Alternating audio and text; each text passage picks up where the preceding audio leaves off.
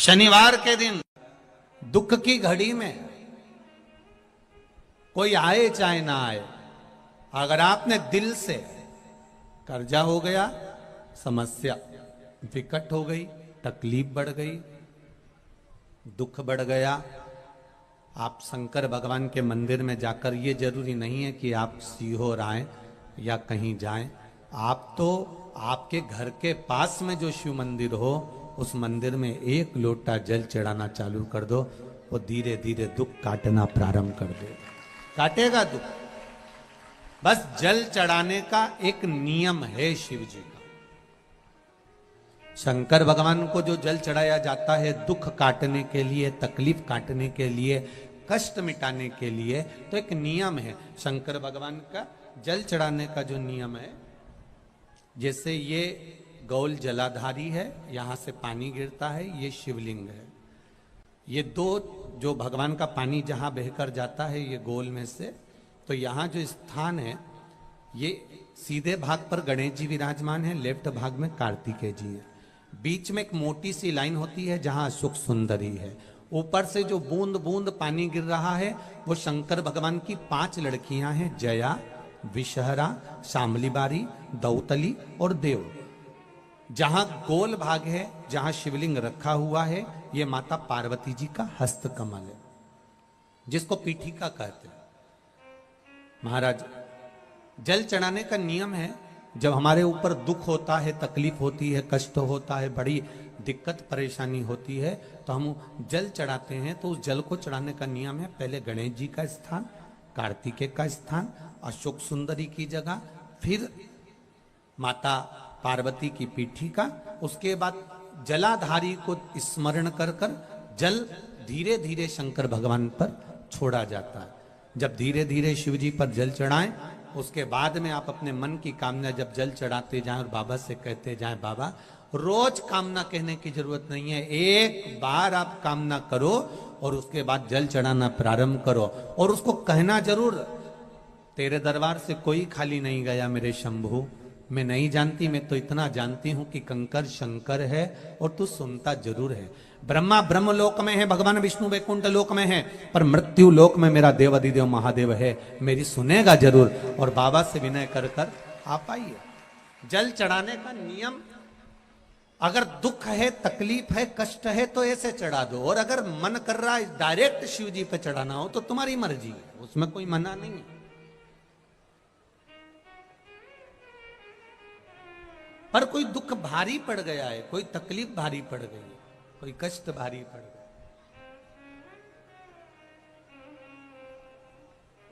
मेरे भोले तेरी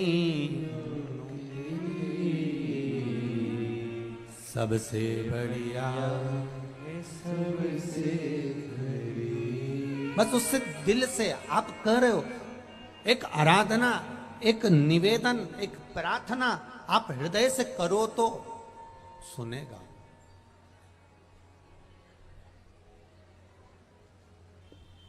जब से तेरा गुलाम हो गया, तब से मेरा भी नाम हो गया, जब से तेरा गुलाम हो गया,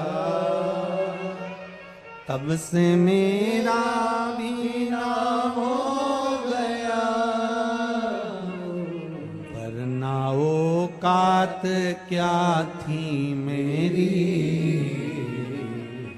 वरना औकात क्या थी मेरी, सबसे बढ़िया है सबसे, भोले बाबा तेरी नौकरी सबसे बढ़िया है सबसे करी। महाराज, आप दिल से उससे प्रार्थना करिए, वो दिल से सुनता है, कहो उससे।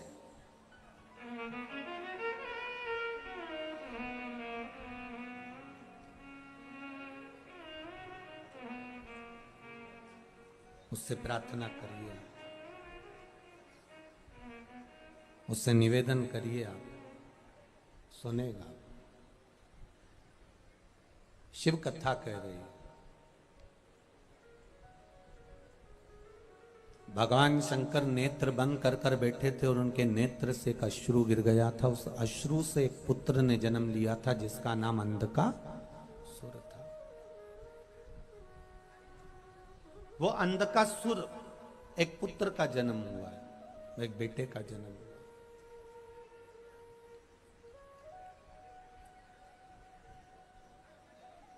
और पार्वती जी ने उसको गोदी में ले लिया।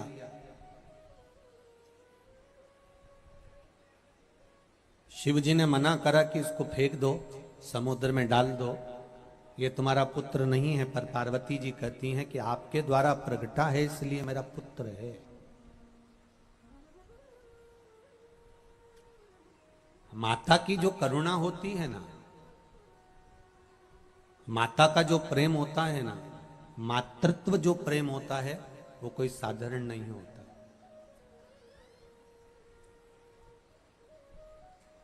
पिता का काम है बच्चे को अच्छी एजुकेशन देना, पिता का काम है बच्चे को अच्छा पढ़ाना, पिता का काम है बच्चे को अच्छे कपड़े पहनाना, पिता का काम है बच्चे को अच्छे पेट भरकर भोजन कराना। ये किसका काम है? पिता का। अच्छी शिक्षा पिता अपने बच्चों को दे, अच्छी एजुकेशन पिता अपने बच्चों को दे, अच्छा व्यापार पिता अपने बच्चों को दे, पेट पिता अपने बच्चों का भरे, कपड़े पिता अपने बच्चों को दे। ये पिता का फर्ज है। इससे मुंह ना मोड़े पिता, पर पिता से ज्यादा माता का फर्ज होता है। पिता एजुकेशन दे, शिक्षा दे, कपड़े दे, व्यापार दे, धन दे, पर इससे ज्यादा कर्तव्य माता का होता है कि घर में रहने वाली मां अपने बच्चे को संस्कार दे। बहुत जरूरी है।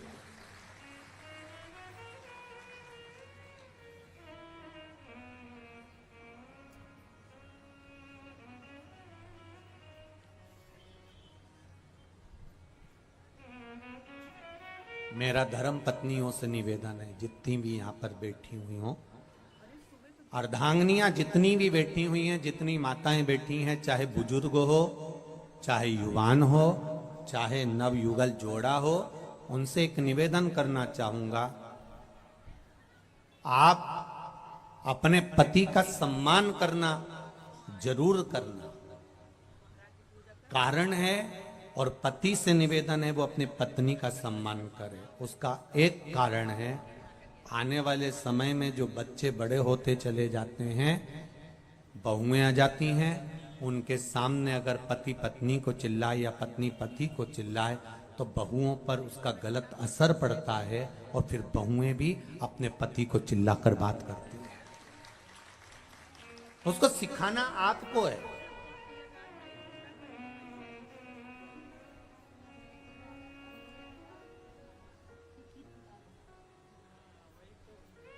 दुनिया की प्रत्येक पत्नियां अपने पति को मूर्ख समझती हैं और दूसरे के पति को ज्ञानवान समझती हैं।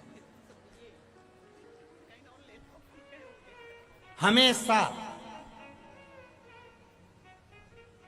देख लो, तुम्हें तो बिल्कुल अकल नहीं है, तुम्हें तो बोलने का तरीका ही नहीं है, तुम्हें तो लक्षण ही नहीं है, तुम्हें तो ये नहीं। और उसके देख लो तुम्हारे दोस्त को कितना विद्वान, तुम्हारे बेस्ट फ्रेंड को देख लो कितना विद्वान। अब जो बेस्ट फ्रेंड की बात कर रहे हैं उसकी पत्नी से पूछ किया ये कैसा है, तो वो भी यही कहती है इनमें तो अक्ल ही नहीं है, इनमें तो ये ही नहीं है। और वो हमेशा तारीफ तुम्हारे पति की करती है, क्योंकि दूर के ढोल सुहावने नजर आते हैं। आप कभी भी अंदाजा लगा कर देखना, अपने पति को हमेशा पत्नी कमजोर, ये इसमें अक्ल नहीं, इसमें बुद्धि नहीं, इसमें चित्त नहीं, इसमें विवेक नहीं, इसमें अक्ल नहीं है, इसमें ज्ञान नहीं है, तुम्हें बोलना नहीं आता, तुम्हें ये काम नहीं आता, तुमसे कह के थक गई मैं, जाकर व्यापार कर लो, ऐसा कर लो। और दूसरे के पति को, अरे वो कितना चतुर है, वो कितना विद्वान है, हमारी जीजी के देवर को देख लो, उनको देख लो, उनको देख लो, इतना सबका बखान करेगी, सबका। पर ए चंद्र घंटा कुसमांडा निवेदन है कि हमें दूसरा क्या कर रहा है उससे मतलब नहीं होना चाहिए। हम और हमारा पति, परमात्मा ने जैसा जोड़ा बनाकर भेजा है, संभालने वाला वो है, उसकी विद्वत्ता का बखान करना चाहिए, उसकी विद्वत्ता का बखान करो। दूसरे की हम एक बार कथा में आपको पहले भी कहा कि बच्चों को ये मत कहो कि तुम उनके जैसे बनो।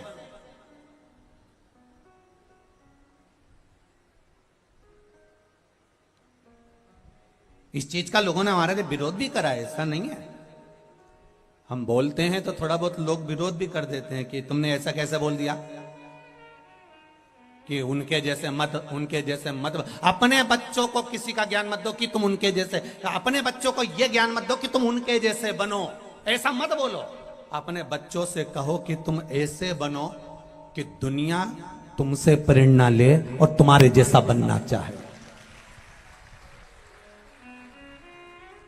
दुनिया तुमसे प्रेरणा ले और तुम्हारे जैसा बनने का। पहले खूब रामायण होती थी, भागवत जी खूब होती थी। ये 3 साल 4 साल में लोगों ने जब शिव महापुराण को जाना, तो जितने भागवत करने वाले, जितने रामायण करने वाले, उन्होंने भी अपने आप को बदल दिया। तो समझ में आता है कि बदलाव जिंदगी का नियम है।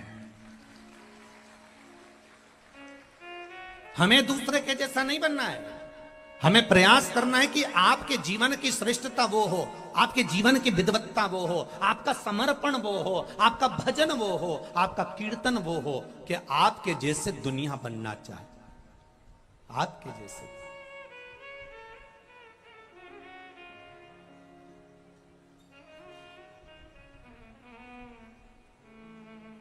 हम हमेशा अपने बच्चों को कहते रहते हैं, एक माता पिता अपने बच्चे से हमेशा कहते थे, बेटा बनो तो राम बनो, बनो तो श्रवण बनो। दूसरे की बात कहते रहते थे, बनो तो राम बनो, बनो तो श्रवण बनो। और पढ़ी लिखी औलाद,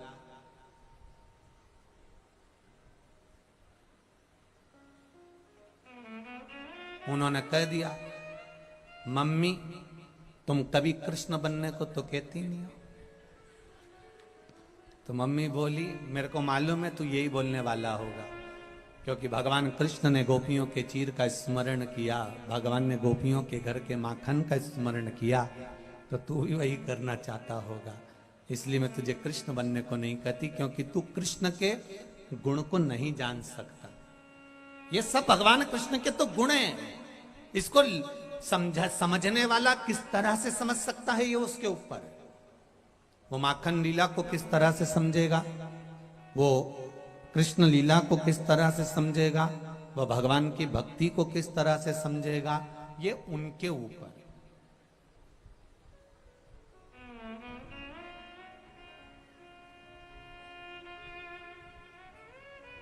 ये उनके ऊपर। फिर बेटे ने कहा, ठीक है मम्मी, चतुर था बेटा, उन्होंने कहा तुम मुझे राम और श्रवण बनने को कहती हो, लाओ मैं राम बनने को तैयार हूं। दशरथ जी ने पूरी सत्ता राम जी को सौंप दी थी, लाओ मुझे तिजोरी की चाबी दो, मैं राम बन जाता। हम बच्चों को वो बनाएं जिसको देखकर दुनिया प्रेरित हो।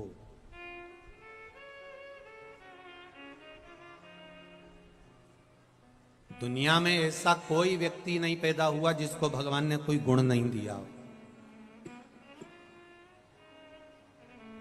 भगवान ने जिसको कुछ अच्छा ना दिया, एक विकलांग व्यक्ति भी पैदा होता है तो भगवान उसको कुछ गुण देकर पैदा करता है, उसमें कुछ अच्छा चीज होती है जिसको वो निखार सकता है। बेकार भगवान अपने पास रखता ही नहीं। आप में से कितने लोग हैं जो अपने कमरे में अटाला रखते हो, कबाड़े का सामान रखते हो, बेकार सामान रखते हो? एक भी बहू, एक भी माता ऐसी नहीं होगी जो अपने कमरे में अटाला कबाड़ा रखेगी। आपके कमरे में जाकर देखो तो आपके फोटो टंगे होंगे, अलमारी लगी होगी, फूल रखे होंगे, गुलदस्ता धरा होगा। एक से बढ़कर एक जो वीआईपी चीज है ना, वो आपके कमरे में मिलेगी। अटाला आपके कमरे में, अटाला आपके कक्ष में, अटाला आपके घर में नहीं मिलेगा। अटाले के लिए कमरा अलग है, कबाड़े के लिए जगह अलग है, वहां पटक दिया जाता है। उसी तरह जैसे आप अपने कमरे में कोई फालतू का सामान नहीं रखती, उसी तरह शंकर भगवान अपनी पृथ्वी पर फालतू का व्यक्ति नहीं रखते, वो तो जो कीमती है उसको रखते। भगवान पैदा ही उसको करता है जिसमें कीमत होती है। कईयों को भगवान संतान नहीं देता, वो रोती है, बिलकती है, तो भगवान के आगे हाथ जोड़कर रोती है कि मुझे संतान क्यों नहीं। भगवान के कीमती होता तो दे देता, परंतु हो सकता है कि संतान दूं और वो गलत निकल जाए और जिंदगी भर तू रोए, इसलिए नहीं दी मैंने। तो कीमत भगवान अपनी पृथ्वी पर, जब आप अपने कमरे में अटाला नहीं रखते तो भगवान अपनी पृथ्वी पर अटालाओं को क्यों रखेगा? कई लोग कहते हैं कि ये निंदा करने वाले, चुगली करने वाले, बुराई करने वाले, इनको भगवान ने क्यों पैदा कर दिया? ये इतने बेकार बेकार लोगों को क्यों पैदा कर दिया? भगवान से पूछा गया तुमने इनको क्यों पैदा करा? भगवान कहते हैं इनको पैदा करने के लिए इसलिए पैदा करा क्योंकि ये ना जाने कितनों का मल धो देंगे, ना जाने कितनों का पाप धो देंगे। और राजा की काया जब टपक टपक कर गिरने लगी, राजा ने सारे डॉक्टर, वेद, औषधि सब करवाया, पर इलाज नहीं लगा, उसको आराम नहीं लगा। डॉक्टर अपने गुरुजी के पास गया, गुरुजी मेरी काया में रोग हो गया, काया टपक टपक के गिर रही है, मुझे लगता है मुझे कौड़ का रोग हो गया, ये काया गिर रही है गुरुजी, आप कृपा कर दो। गुरुजी ने कहा ये बता, तेरे भैया थे वो कहाँ है? वो तो मर गए। तेरी भाभी कहाँ है? राजभवन में। एक काम कर, जब भाभी अपने कमरे में जाकर सो जाए तब तू चुपचाप से जाना, दरी ले जाना, भाभी के कमरे के बाहर तकिया लगा के चुपचाप सो जाना, किसी को बताना मती, तो ठीक होना चालू हो जाएगा। राजा गया, चुपचाप से दरी बिछाकर सो जाता। 8-15 दिन निकले। 16वें दिन एक सेविका नौकरानी ने देख लिया, दासी ने देख लिया, दूसरी दासी से कहा ये खोल ले राजा को तो देखो, भाई मर गया तो भाभी के कमरे में जाके सोता है, वह खोल ले राजा को तो देखो। आगी की तरह बात पूरे नगर में फैल गई, सब राजा को थू थू करने लगे, गालियां देने लगे, अपशब्द कहने लगे, कोसने लगे, और राजा का शरीर धीरे धीरे धीरे धीरे ठीक हो गया, आराम लग गया। राजा अपने गुरुजी के पास गया, गुरुदेव सारी दवाइयां काम नहीं करी, औषधि काम नहीं करी, खूब दिखाया डॉक्टर को, पर वो डॉक्टर ही काम नहीं करी, आपने मुझे भाभी के कमरे में सोने का बोला, बस इतने में मेरा काम हो गया। आखिर क्यों? गुरुजी ने कहा राजा तेरे पाप इतने बढ़ गए थे कि तेरे शरीर से टपक टपक कर गिर रहे थे, उस पाप को कम करने के लिए तेरी बुराई करवाना चालू करी। जब तेरी निंदा होने लगी, बुराई होने लगी, अपशब्द कहने लगे, लोग तुझे गालियां देने लगे, आड़ा टेढ़ा बोलने लगे, तब तेरा रोग धीरे धीरे समाप्त हो गया, धीरे धीरे चला गया। तो राजा ने कहा प्रभु गुरुदेव मेरा ये रोग कहां गया? तो गुरुजी बोले जिन्होंने तेरे लिए आड़ा टेढ़ा बोला, गालियां दी, अपशब्द बोला, ये उनके खाते में बांट दिया। पाप तो कहीं ना कहीं तो देना पड़ेगा ना, पाप को कहीं ना कहीं तो पहुंचाना पड़ेगा ना, वहां बांटा गया। बोलो अच्छा बोलो, सबके लिए अच्छा बोलो, अपशब्द नहीं बोले। मुट्ठी बांधे हाय आ जग में हाथ पसारे, क्या तू लेकर आया जग में, क्या तू केवल एक भजन के सिवाय कुछ साथ नहीं जाएगा, स्मरण के सिवाय कुछ साथ नहीं जाएगा। जो तुमने दान करा, पुण्य करा, संकीर्तन करा, सत्संग करा, सालासर धाम में आकर तुमने अगर एक अठन्नी भी दान करी है, पुण्य करी है, सत्कर्म करा है, किसी को अन्न का भाग दिया है, किसी की सेवा करी है, किसी को एक अन्न का दाना भी खिलाया है, किसी पुण्य के स्थान पर, धर्म के स्थान पर, सत्कर्म के स्थान पर, तो वो खाली नहीं जाएगा।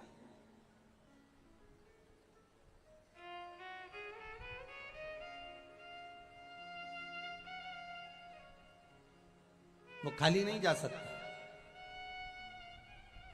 और जिन्होंने दान करा है, जिन्होंने पुण्य करा है, जिन्होंने सत्कर्म करा है, जिन्होंने एक निवाला भोजन भी, एक चावल का दाना, एक खिचड़ी या एक बूंद पानी भी आपने अगर किसी को धर्मार्थ में पिलाया है, तो यहाँ शिव महापुराण की तारीख लिख कर रख लेना और 3 महीने मिला लेना कि तुमने 10 रुपए की बोतल का पानी किसी को पिलाया था तो वो 1000 गुना होकर मिला कि नहीं मिला।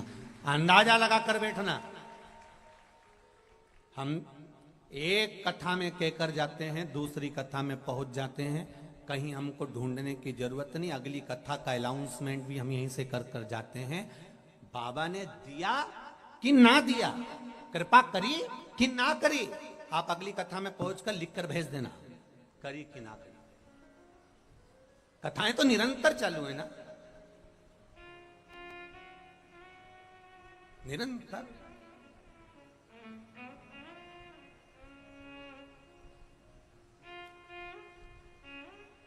कम नहीं देता मेरा बाबा। महाराज